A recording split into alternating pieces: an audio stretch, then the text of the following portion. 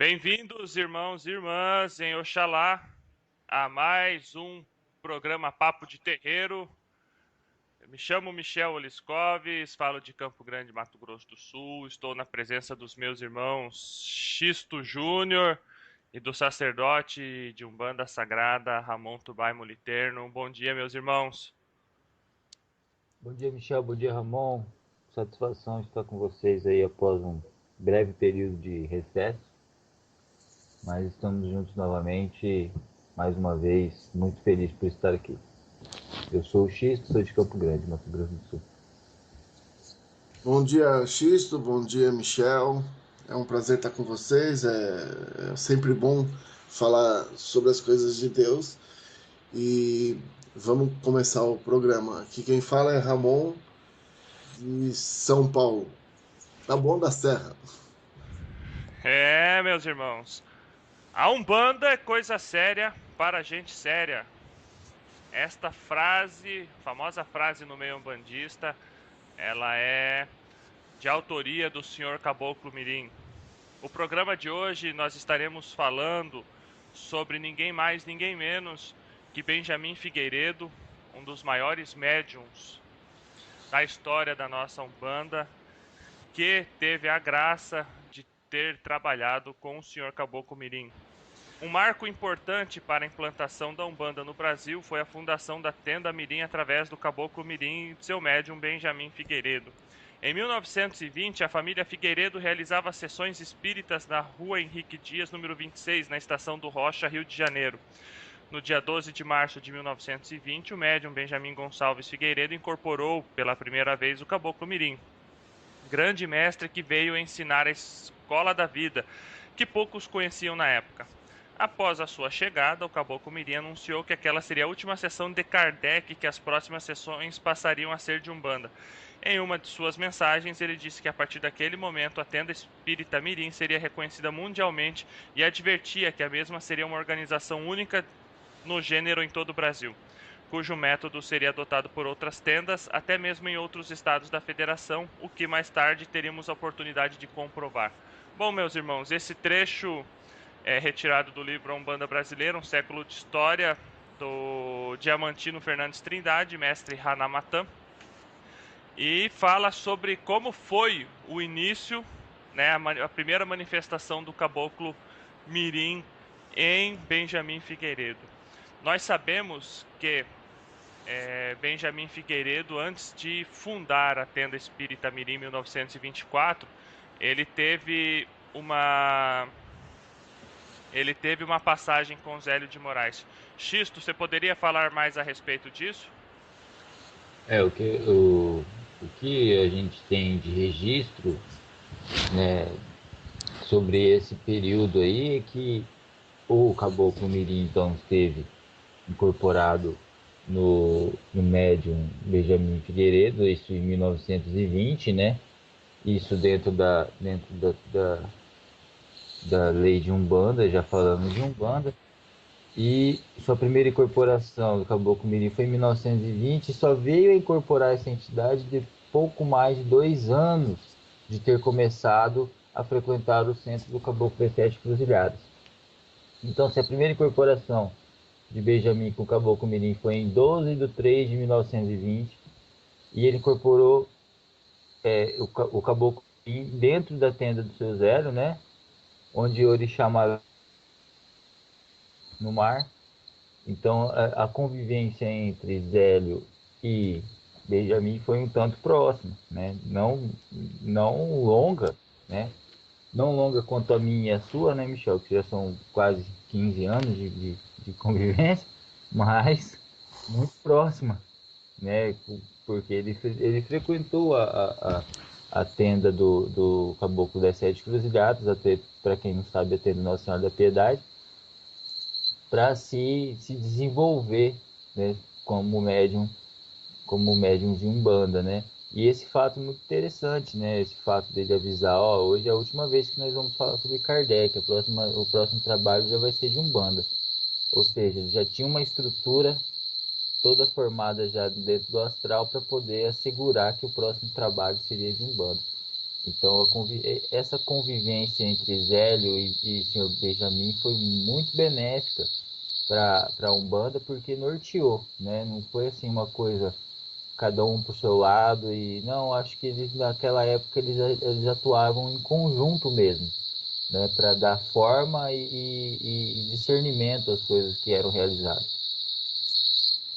Bom, Benjamin Figueiredo, como nós acabamos de ler, ele trouxe em terra a, a Escola da Vida. A Escola da Vida, para quem não conhece, foi a primeira vertente de Umbanda que falou da origem do nome Umbanda como a Umbanda, com A na frente, tá?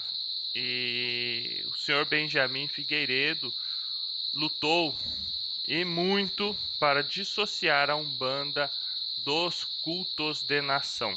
E eu quero deixar claro que eu, Michel, eu não tenho nada contra os cultos de nação, mas como médium umbandista, nós temos que nos posicionar de que a nossa religião é diferente daquilo praticado dentro dos candomblés, dentro das casas que atuam, né, com essa religiosidade de vertente mais africana. São duas coisas completamente distintas, apesar da Umbanda ter alguns elementos ligados, né, descendentes dos cultos aos orixás africanos. E o Benjamin Figueiredo, ele foi o primeiro a expor o nome a Umbandã, dizendo inclusive, né, o senhor Caboclo Mirim, que esse nome era algo anterior ao orbe.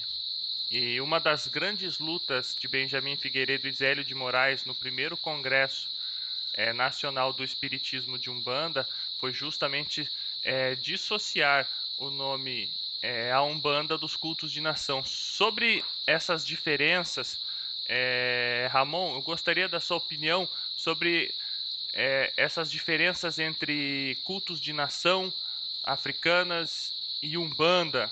Qual é a sua opinião a respeito disso? Bom, pessoal, a gente tem que. Eu também tô. A gente tem que imaginar como o Brasil, ou a história do Brasil, porque a gente está falando da história das religiões que aportaram aqui no Brasil. Os cultos de nação vieram com os negros africanos quando eles foram roubados da terra deles, né?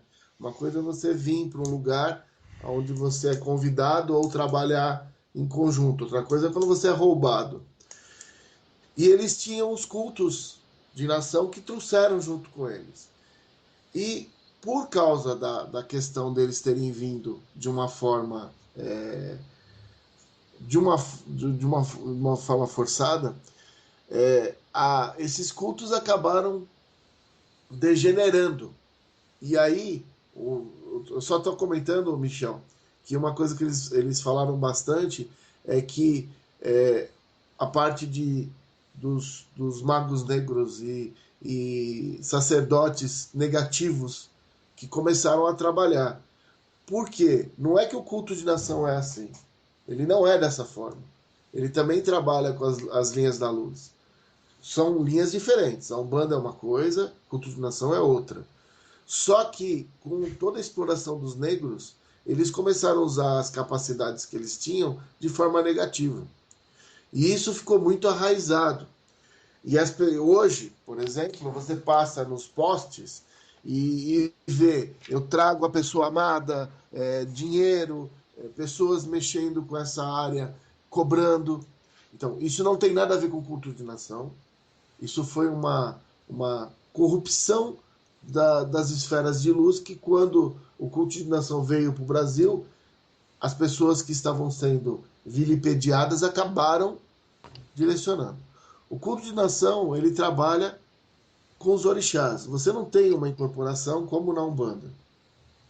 Você tem muitas coisas ainda pregressas. Você tem em alguns cultos de nação o corte, né? Você tem o sacrifício. Mas só lembrando, para que a gente não fique jogando as pedras, Jesus participava de uma religião que tinha sacrifício também, tá? Sim, sim, Então, concordo então, plenamente. então é assim, a gente não pode, a gente sabe que energias são energias e cada energia, a ideia é que o ser humano evolua, né? E então, culto de nação, ele veio trazido da África para cá e algumas pessoas fizeram uma corrupção da ideia e negativaram. Uma das coisas que o Zélio e o Benjamin tiveram que trabalhar muito foi esse lado, porque você tinha, as pessoas conheciam essa parte espiritualista de forma negativa, e isso ficou muito marcado. Sem contar que a diferença entre a Umbanda e o culto de nação é que no culto de nação a gente trabalha com os orixás e não existe conversa direta com os mentores. Enquanto na Umbanda você tem os mentores em terra conversando com vocês. Então, vamos dizer, tem várias outras diferenças, mas eu acho que a maior é essa, né? Mas Ramon, o que é bom, o que não é? Na realidade não existe isso. Todas as linhas que Deus permite que a gente tenha contato vai acrescentar alguma coisa na vida da gente. Então, o Benjamin e o Zélio, eles naquela época tiveram que fazer uma diferenciação entre o que eles estavam trazendo. Inclusive tem uma passagem aqui: vivemos na dependência de feitiços, dessa caverna de negros e negras de Babalaroloxás e Aos, somos nós que asseguramos a existência com carinho de uma negociante por uma amante e atriz. Lembrando que o que ele está falando são as pessoas que trabalham de forma negativa, tá? E eles tinham um embate muito grande nessa época, tá? Pode falar, mas Michel, né? Olha, Ramon, você bem honesto contigo, muito foi falado ao longo desses pouco mais de 100 anos de Umbanda que a Umbanda também veio. Teve aquele lance que nós comentamos dos espíritas, né, que queriam elitizar o espiritismo, mas também havia as pessoas que deturpavam os cultos de nações africanas, que nem você está dizendo, né, as pessoas que transformaram os bons cultos de nação, né, os quais nós temos que render elogios, porque o culto de nação africana, em sua matriz, ele é muito bonito, ele é muito belo. Independente de haver corte ou não, na história da humanidade sempre houveram sacrifícios. Se você for pegar o livro do Velho Testamento, Deus pediu para Abraão sacrificar o seu filho em homenagem a Deus. E logo em seguida, quando Abraão foi sacrificar o seu filho para Deus, Deus apareceu para ele e disse: Não, você não vai sacrificar o seu filho, você vai sacrificar aquele bode. E apareceu, acho que foi um carneiro, para Abraão, que logo em seguida sacrificou. Então Deus disse que toda a descendência dele seria uma descendência rica, uma descendência próspera. Tá? Isso é a origem do povo judeu, tá? Para quem não conhece, isso é o Velho Testamento, a origem do povo judeu. Ou seja, lá na Bíblia, né, o católico adora criticar o sacrifício de animais nos terreiros. E, então, lá na Bíblia, nós temos Deus pedindo para Abraão sacrificar o próprio filho e depois Abraão sacrificando um animal de Aí 4 não é só isso, patas como não é, oferenda a Deus. não é Pode só falar, isso Xisto. que tem na Bíblia que é controverso, né? Você tem aí Deus mandando apedrejar, Deus mandando bater, Deus mandando matar, né? As 10 Esses pragas dias eu do tava Egito. vendo um vídeo de um cara aí que ele falou assim, que se somasse todas as pessoas que Deus mandou matar, era o primeiro holocausto, né? E que está registrado na Bíblia. Então, assim, eu acho que não é um padrão para a gente seguir, porque eu acho que a Bíblia também foi escrita numa época que precisava-se de um manual de instruções de como se viver em sociedade, e por isso que tem esses negócios na Bíblia aí, que são umas atrocidades aí que eu não acredito que tenha sido Deus que tenha inspirado isso, né?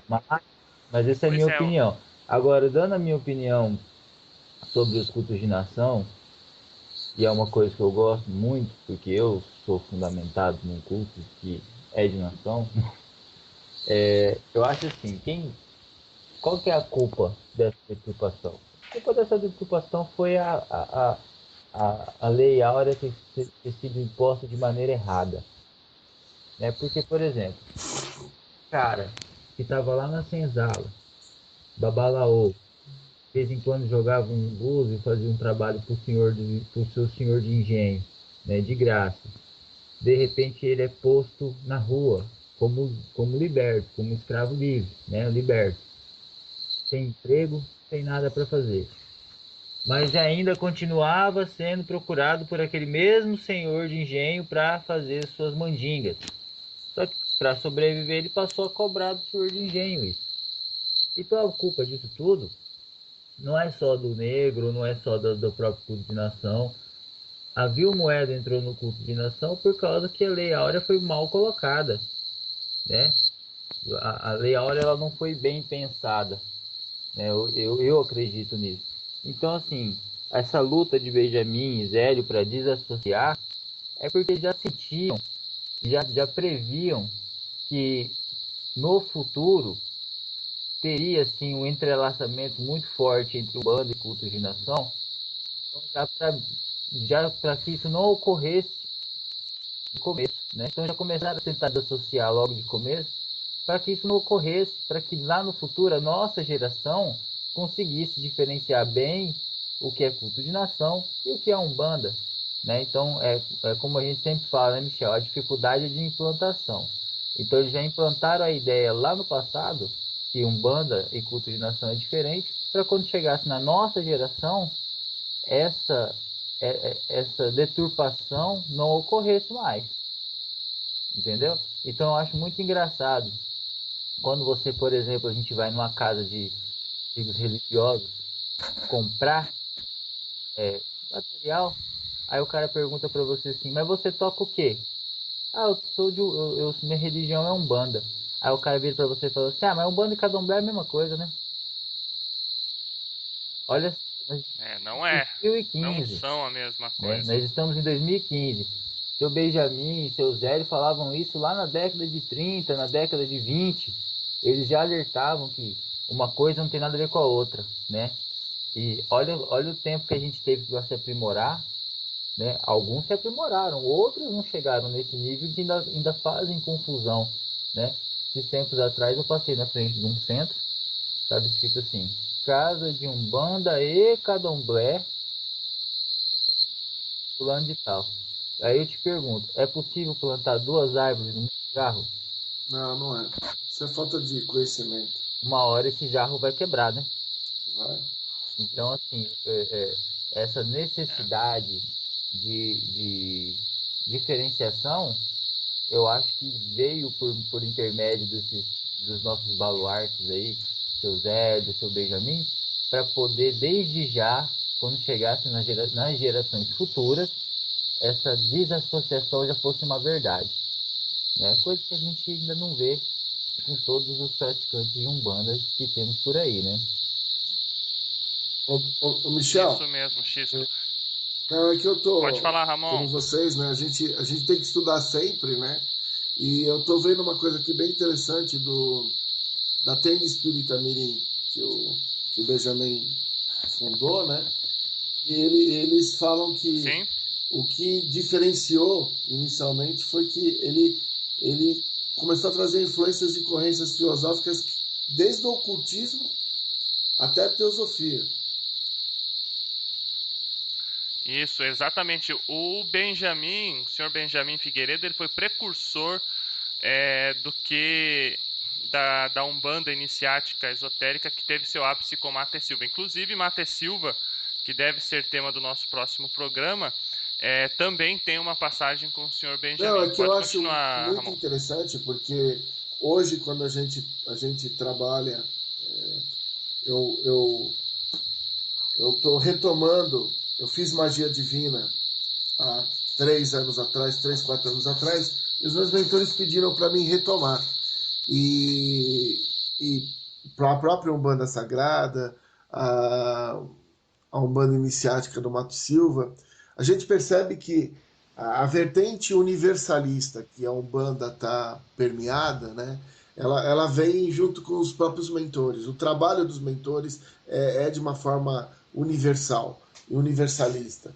Então, é interessante você ver que o Benjamin trouxe essas outras características, que você vê, Zélio foi para uma vertente, o Benjamin foi para outra vertente, que depois lá na frente você pega o Mato Silva. Então, a universalidade que a gente vê na Umbanda, na realidade, a gente fala da Umbanda, mas a gente tem que falar que são os mentores, né? São aonde o trabalho da Umbanda é com os mentores. E eles trazem essa universalidade. E talvez esse seja a, a maior a maior qualidade, porque qualquer pessoa que chega na Umbanda, qualquer pessoa, ela é bem-vinda. Qualquer. E tem mais outra coisa, ela vai, faz o tratamento e ela segue a vida dela. A Umbanda às vezes entra na vida das pessoas porque ela não tem por onde ir. Então é interessante a gente ver esse caráter universalista, né? E a gente está falando de ocultismo, teosofia, e aí começa a vertente do estudo, né? Porque você não Sim. vai falar sobre filosofia se você não estudar. Né? Eu acho engraçado, sabe o que, o Ramon e Michel? Por exemplo, quando eu falo no meu texto semanal, né, sobre universalismo da Umbanda e tal, aí um monte de gente me chama, né? Ah, mas como é possível ter uma visão universalista da Umbanda, se a Umbanda é uma religião brasileira? Aí outros falam assim, ah, você está querendo branquear a Umbanda, porque a Umbanda é é uma herança africana que o negro deixou aqui, que foi abraçado junto com os índios e não sei o quê, e tá, tá, tá, tá, tá, tá, tá, tá. Tá. Eu recebo um monte de inbox, é óbvio que eu não respondo nenhum, porque eu tenho mais o que fazer da minha vida. Aí, aí eu pergunto, aí quando eu vou responder, aí, aí tá a resposta, gente. Não sou eu que falo do universalismo da Umbanda.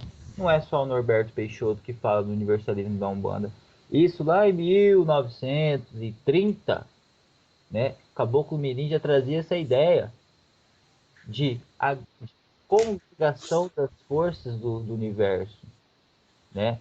Caboclo Mirim foi o primeiro a dividir o grau de iniciação dos seus médios em 7 graus, né? Olha a visão desse caboclo, né? Caboclo Mirim, ele vem seguindo uma linhagem de Orixamalê, que era de Zé de Moraes, entidades orientais que vinham às tendas de Umbanda trazer uma visão universalista da coisa, né? Que trabalhavam com forças mais ligadas à parte de saúde, à parte de quebrar demandas e tal, mas tinham uma visão universalista da coisa, né? Não eram simples entidades de Umbanda que vieram assim, ah, vou fundar um terreiro aqui. Não, eles são dentro de uma construção, dentro de uma construção, Caboclo, Caboclo das Sete Cruzilhadas, Caboclo Mirim, e mais para frente vamos ver outros, são o alicerce, né? E toda casa bem construída, ela é construída com base num alicerce bem sólido. Então, O, antes da gente bater boca aí com o pessoal do Facebook ou qualquer pessoa que venha discutir Umbanda, eu sugiro que a gente tenha um olhar especial sobre esses dois nomes, Zé de Moraes e Benjamin Figueiredo. Porque essa visão universalista que a gente tanto fala hoje, eu, Michel, Ramon, Norberto Peixoto, entre outros, o próprio Rubens, né? Essa visão universalista que todo mundo fala hoje e a gente tem aí as hienas em volta querendo, né, fazer graça, essa visão universalista ela não é nossa, ela não vem de hoje, ela vem lá de trás, desde a época do seu Zé, do Caboclo Mirim e por aí vai. E deixando claro que foram os próprios mentores que deram esse tom, né?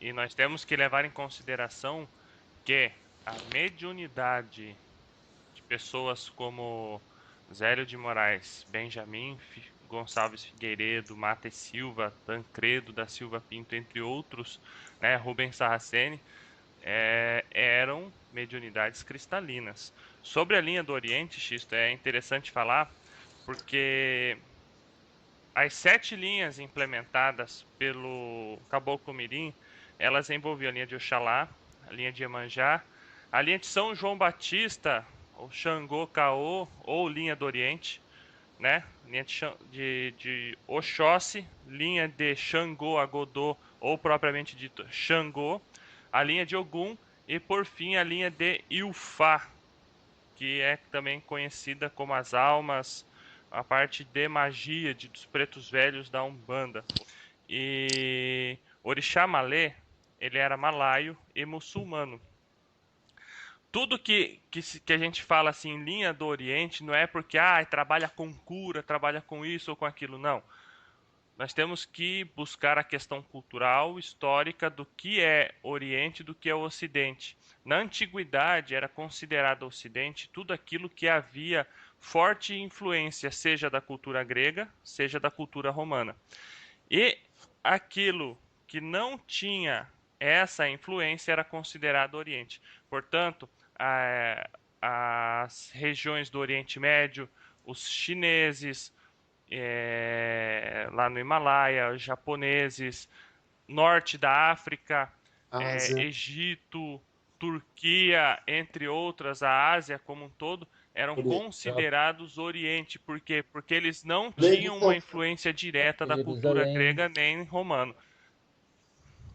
Jerusalém é no Oriente Médio, então é considerado Oriente, porque eles tinham uma cultura diferente, mesmo que Alexandre o Grande, ele em sua expansão, ele tenha levado a cultura grega a muitos países, né, no período que é conhecido historicamente como helenismo, tá? Essa cultura, ela não se entremeou nesses países, não funcionou no Egito, não funcionou onde hoje é Israel e Palestina, não funcionou onde hoje é Arábia Saudita, Irã, Kuwait, não funcionou onde é hoje a China. Para quem não sabe, Alexandre o Grande, ele chegou até a Índia, ele conquistou até a Índia, saindo da Macedônia, que é ao lado da Grécia, até a Índia, ou seja, conquistou muitas terras. Mesmo assim, os persas e demais povos orientais, eles não tiveram essa influência muito forte do mundo grego. Então, quando a gente fala em linha do Oriente, nós devemos tomar cuidado que isso é cultura. O que não está associado ao mundo grego e romano é linha do Oriente. Não é porque a linha do Oriente trabalha com cura, com saúde, não. O Orixá Malé, ele trabalhava muito fortemente com quebra de demanda, quebra de energia negativa. Tanto é que os primeiros pontos de fogo e uso de pólvora na Umbanda, nos registros, são do próprio Orixá Malé. Ele não era uma entidade que vinha propriamente para fazer uma cirurgia espiritual. Ele não trabalhava com isso. A linha do Oriente, ela trabalha em todos os sentidos. O Caboclo Mirim, ele vem trazido ou incorpora a primeira vez no médium o Orixá Malé. Então, para a gente ver que o Orixá Malé, ele não vinha só para fazer quebra de demanda, né? O próprio Caboclo Mirim não vinha só para dar passe. Eles eram iniciadores. É isso aí, iniciadores. Eles pegavam, davam diretrizes e norteavam médios para um futuro. Não era só, como diz assim, o Orixá Malê do Zé, não era só uma entidade para fazer a descarga da casa ou fazer uma quebra de demanda. Não, ele era parte da diretoria da casa também. Ô Xisto, eu acho interessante que você falou isso, é que estão me buzinando aqui no ouvido já faz um tempinho, que é assim, se você pegar e analisar todas essas linhas de Umbanda, o que é interessante a gente perceber é o seguinte, você pega o Benjamin, que ele traz essa parte filosófica para dentro da Umbanda, que para mim, na minha visão de pessoa que estuda espiritualidade, está dizendo o seguinte, cada vez mais o médium trabalhando junto com o mentor. Sim. Oi? Com certeza, porque ele traz a necessidade do estudo, né, Ramon?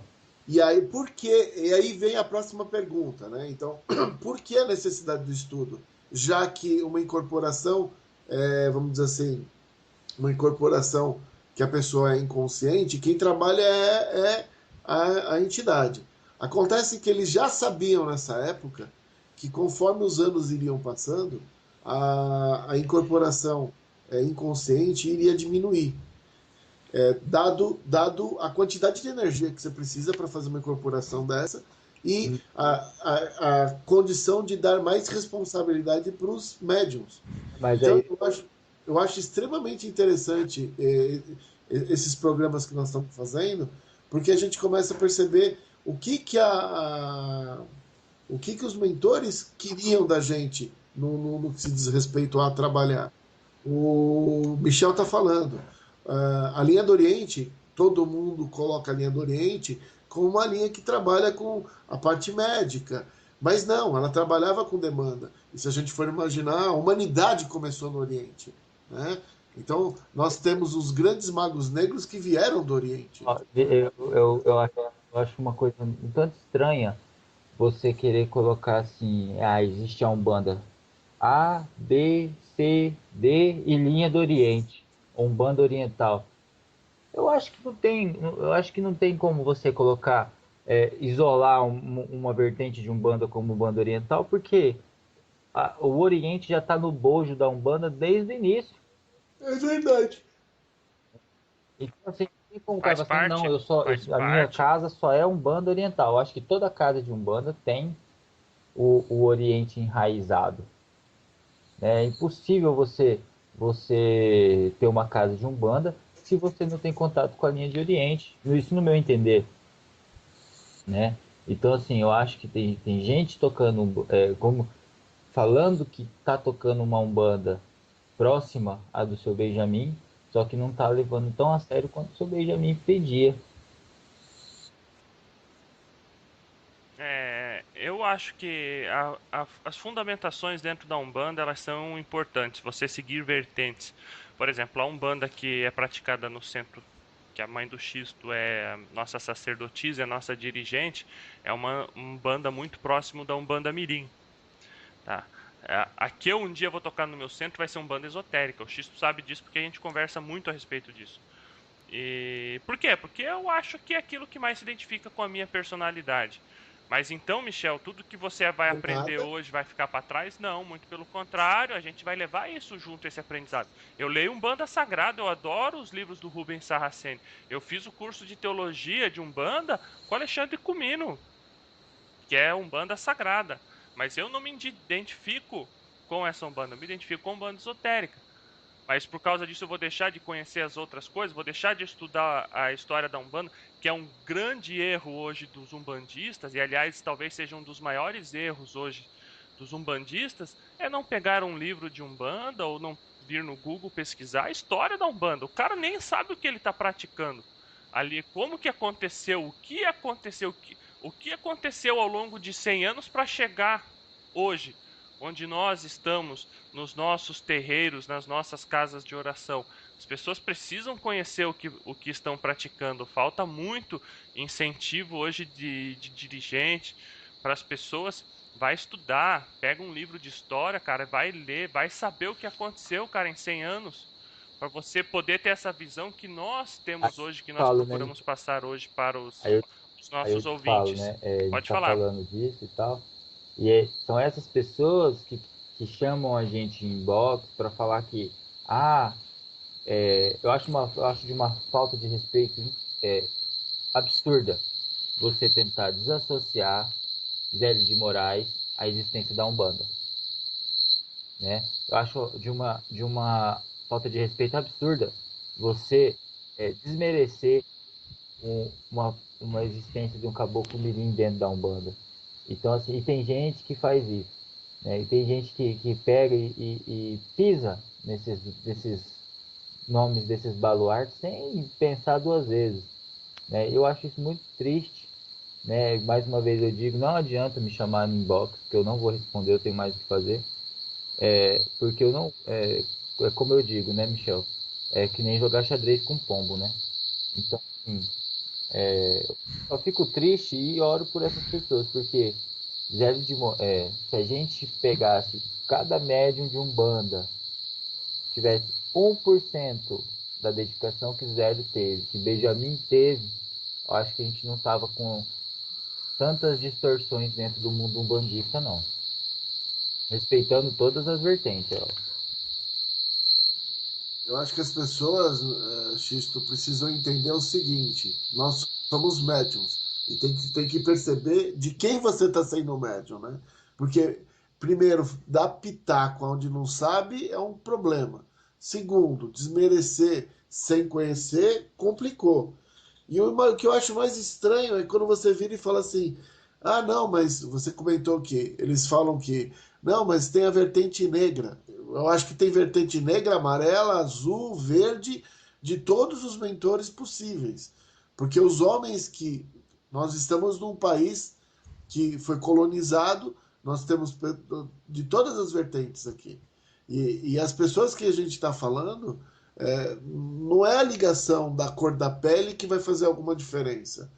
Na realidade, eles estão tentando discutir com a gente, a espiritualidade, como a gente pode dar condição para as pessoas serem melhor. A Umbanda nada mais é do que um caminho de desenvolvimento. Então, trazer a filosofia, que nem o Benjamin trouxe, é você questionar a existência. Discutir a espiritualidade de forma filosófica é você entender que você tem que sair do teu centro e continuar sendo um bandista fora do centro, no teu dia a dia, agindo com as pessoas. Isso é filosofia. Isso é vivência. É, isso é o É milagre isso. da vida. É o Eu milagre acho da que vida, é a mudança. É o que Chico Xavier tanto batalhou como a reforma interna do ser humano. É a pessoa se autoconhecer, né, observar suas virtudes e seus defeitos, aceitar os seus defeitos, procurar trabalhá-los, entende, dentro da sua evolução. E isso, meus irmãos, não acontece em um ano, isso Por, acontece ao longo de uma vida, por várias 50, vidas. 60 anos. Várias vidas. Várias vidas. É, muito se fala, como é que eu falo assim? Ah, meu orixá de frente, meu orixá junto. Ai, eu sou marrento, eu sou sistemático, eu sou chato por causa do meu Xangô. Cara, isso é o fim da picada você escutar um bandista em pleno 2015 falar uma barbaridade dessa. Falar, se você tem Xangô como eu tenho Xangô como orixá de frente, você tem tanto as características positivas do orixá, intrínsecas em você, de nascimento, quanto as negativas. Você tem que trabalhar isso ao longo da sua existência. E assim por não, eu diante. tô Quer falar pensando alguma aqui que, coisa, por Xisto? exemplo, tudo que o Caboclo Mirim trouxe segue uma sistemática, né? Porque se você for olhar, por exemplo, as regras que ele abriu, né? Através do médium, apresentou aquelas orientações de comportamento, né? Que eu acho que não convém citar uma por uma, porque é muita coisa, né? Só a última, que ele diz assim: viva a vida como ela se apresenta para você em sua verdadeira beleza, prezando conscientemente pelo seu corpo físico e espiritual. Não se esqueça que as cicatrizes do corpo físico logo saram, mas as cicatrizes da alma de cada um carregará pela eternidade. Zele também pela alma enquanto lhe sobra tempo nesta fase corpórea. Leia o livro da sua própria existência todo dia, né? Então ele traz essa questão assim, ó, todo dia é um começo. Depende da tua escolha. As cicatrizes do corpo vão sarar, mas as da alma vão ficar, né? E vão ficar, e vão ficar, e vão ficar até resgatar isso. Então ele já traz essa informação de assim, ó, vocês têm que evoluir para ter uma existência benéfica, né? Então leia o livro da sua própria existência todo dia. O que que ele quer trazer com isso? Que eu ser hoje melhor do que eu fui ontem e menos melhor do que eu serei amanhã, né? Evolução, né? Então Evolução. assim, não é é como eu sempre digo assim, eu acho que nenhuma entidade de Umbanda que venha trabalhar com nós médios são simples espíritos, né? Mas Caboclo das Sete Cruzilhadas, Caboclo Mirim, Pai Guiné, né? Sei lá, Pai Benedito, tem um calibre de atuação tem que ser louvado, tem que olhar para eles com carinho de mestres mesmo. Sabe, Xisto, eu sempre costumo dizer, acho que o Ramon concorda comigo, o seguinte: tem muito médium que fala assim, eu trabalho, médium Michel, trabalho sobre a orientação de Pai Arruda, Pai Joaquim de Aruanda, do Caboclo Sete Flechas, do Caboclo Pena Branca, do Exu Marabô, do Exu Tatacaveira, tem o Marquinhos, que é a criança que atua na nossa mediunidade e assim por diante. E tem muita gente que fala assim, que o Pai Joaquim que incorpora na minha mediunidade é o Pai Joaquim, aquele que deu origem à falange e a essa nomenclatura. Mas a gente precisa observar o seguinte: entidades de muita luz, elas apenas incorporam em médiums que têm missão a ser E cumprida. nessa partida Então, por exemplo, o Xisto comenta comigo, lá hoje nós temos na nossa casa lá, a mãe dele trabalha com o seu beira-mar. Esse beira-mar que trabalha na mediunidade da nossa mãe é uma entidade que impõe o respeito sem abrir a boca. Ele não precisa dar esporro, igual a gente vê em outras situações. O seu beira-mar, ele no olhar, todo mundo sabe que é silêncio, pronto e acabou-se. E outra, é uma entidade que vem há 20 anos preparando médiums. Ou seja, aí você vê que a mãe do Xisto é uma médium que possui uma missão bem clara dentro da Umbanda. Além de dirigir o centro dela, prepara médiums para continuar adiante. Então, chegamos à conclusão que esse Beira-Mar, né, é uma entidade grandiosa dentro da luz de Umbanda. Aí vem o outro Zezinho da esquina, que também incorpora um Beira-Mar, que é um cara que não trabalha, que é um cara que não tá nem aí pra religião, que vai, né, pro centro para não tomar porrada, né? Porque nós sabemos que é uma mediunidade desequilibrada Mas acarreta uma série de se fosse efeitos. perguntar o que ele preferia assistir o jogo.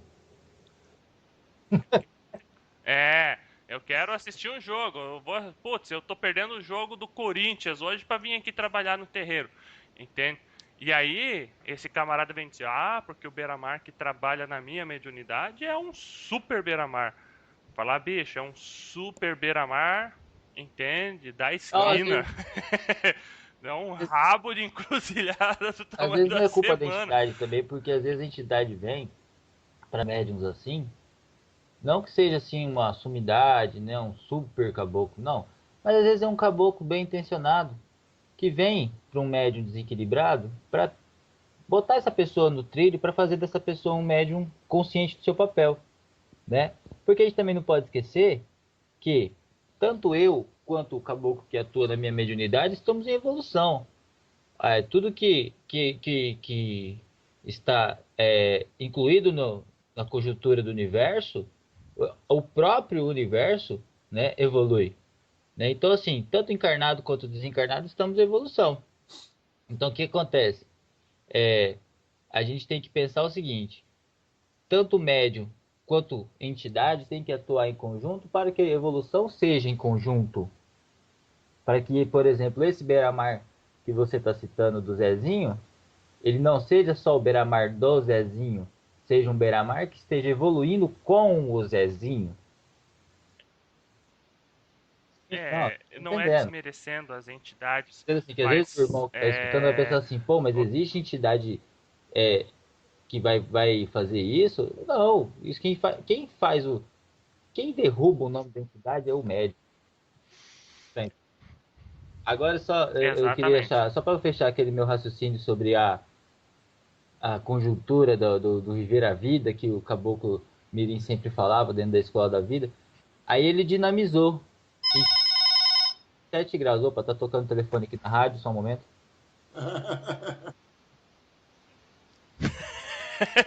Hein, Eu concluir Ramon? rapidão. É... Aí ele dinamizou Tá assim, ok. com termos tupis-guaranis, né? Ele dinamizou os graus, cara. E ele foi o primeiro a fazer isso. Ó, vamos classificar a casa em graus para a gente saber como que tá um, como que tá o outro, qual que é a potencialidade de um, qual que é a potencialidade de outro. Hierarquia, Ele botou uma comprometimento, hierarquia né? tão bem fundamentada que eu vou só dar os nomes aqui, não vou adentrar aos detalhes, para até incentivar a pesquisa de quem está ouvindo. O primeiro grau é o Bojamirim, que é o médio iniciante. Segundo grau, Bojá, que é um médio que já pode atuar, né? Terceiro grau, Bojaguaçu. Quarto grau, Abaré Mirim, que é o que a gente chama aí hoje de pai pequeno, né? O quinto grau é o Abaré, já são médios que podem orientar outros médios de graus anteriores, né? Sexto grau, Abaré Guaçu, que já é um subcomandante, né? Vamos dizer assim. E o sétimo grau, cujo seu Benjamin foi o primeiro a alcançar esse sétimo grau, é Murubixaba, ou seja, o comandante da casa, o comandante da atuação litúrgica da casa. Lembrando que toda casa de Umbanda tem uma chefia astral e uma chefia no plano físico, né? E o Morubixaba é a chefia do plano físico. Então, assim, foi o primeiro a dinamizar, né? Então, já pegando o embalo aí das considerações finais, eu queria deixar a minha consideração final, posso? Então, já pegando o embalo, Pode. pesquisem, sejam curiosos, vão atrás de aprender. Ontem eu estava ensinando para meu sobrinho de 12 anos de idade sobre Zélio de Moraes. O moleque ficou louco, ficou apaixonado, falou assim: Meu Deus, Zélio de Moraes é melhor que Super-Homem, tio. Eu falei: É isso mesmo. Sabe por quê? Porque só pesquisando você conhece, só pesquisando você enxerga todo um trabalho que os nossos baluartes tiveram no passado, os nossos precursores tiveram no passado, um trabalho árduo, difícil, né? Para chegar nos dias de hoje, a gente vê tanta gente pegando esse trabalho, botando numa sacola e jogando no lixo, né? Então, assim, pesquisem, lutem pela fé de vocês, mas não com paus e pedras.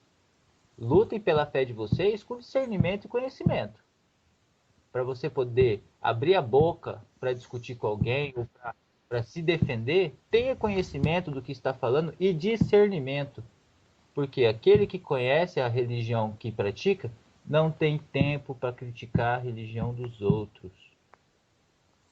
Muito obrigado, uma excelente semana a todos, fiquem com Deus e até o próximo programa. Tá bom. Ramon? É maravilhoso poder participar com vocês desses estudos, desse olhar a Umbanda do jeito que os nossos mentores olham, né? O Xisto falou de estudo, né? As pessoas elas estão muito mal informadas, na realidade. Elas acham que no momento que você desencarnar, você vai virar anjinho tocando harpa e nunca mais você vai precisar trabalhar na vida. Isso é o que as pessoas vendem, mas na realidade não é isso. A espiritualidade, ela é vida, ela é todo instante os seres de luz, eles estão trabalhando, eles estão nos orientando para que a gente possa nos descobrir. Então, falando sobre Zélio, falando sobre Benjamin, e vamos falar sobre outros, você vai perceber que no meio de tudo isso que nós estamos falando, nós estamos dizendo assim, os mentores querem que cada vez mais os médiums sejam autossuficientes. Ramon, o que é isso? É você se conhecer, é você perceber aonde você tem um problema, aonde você precisa trabalhar, aonde você está bem e você precisa potencializar aquilo. E através dessas energias, desses pensamentos que cada médium realiza, é possível que o seu mentor possa ajudar o próximo. Desde que o médium tenha essa consciência. A gente precisa entender que para a gente poder ser um instrumento, a gente precisa buscar isso. Ser médium é ser um recipiente aonde você vai receber uma entidade de luz. E se a gente não limpar, se a gente não arejar,